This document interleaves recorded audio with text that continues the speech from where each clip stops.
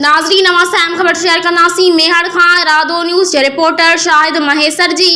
मेहर शहर ऐं आसपास के इलाइक़नि में पियल तूफ़ानी बरसात खां पोइ म्यूनिसिपल कमेटी ऐं तालुके इंतज़ामिया जी नाअहली सबबि शहर जे मुख़्तलिफ़ रोडनि दुआ चौक, बीटो रोड, तालका अस्पताल रोड, टावर चौक, म्यूनिसिपल कमेटी ऑफिस ऐं कोर्ट रोड समेत हेठियायुनि वारनि इलाइक़नि ऐं घिटियुनि में बरसाती पाणी बीठल आहे।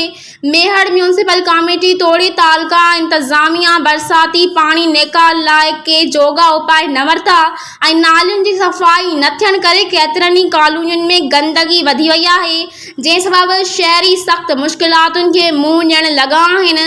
मेहर शहरियुनि ऐं इलाइक़े वासियुनि पारां मुतालबो कयो वियो त फौरी तौर ते शहर जे मुख़्तलिफ़ रोडनि रस्तनि समेत हेठियायुनि वारनि इलाइक़नि मां बरसाती पाणी नेकाल कराए नालियुनि जी सफ़ाई कराए ॿीहर मेहर वासियुनि खे सहूलतूं फराहम कयूं वञनि। अस्सलाम वालेकुम, मैं हूं आमिर हुसैन अल रहीम मार्केटिंग की तरफ से। फरहान अली वारिस सिटी जो कि सेफ एंड सिक्योर प्रोजेक्ट है और तमाम इदारों से मंजूर शुदा है, प्री लॉन्चिंग के बाद अब करने जा रहे हैं अपने प्रोजेक्ट को लॉन्च। प्री लॉन्चिंग रेट्स जो कि 180 गज का प्लॉट 3,36,000 का था और उसकी इंस्टॉलमेंट थी 5,600 और अब करने जा रहा है इसको 5 लाख पे। और इसी तरीके से 120 गज का प्लॉट जो था वो 5 लाख का था, जो कि अब होने जा रहा है 8 लाख का और उसकी इंस्टॉलमेंट रेट थे 8,500।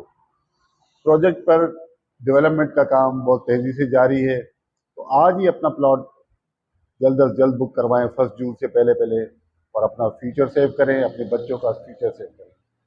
बहुत शुक्रिया, अल्लाह हाफिज़।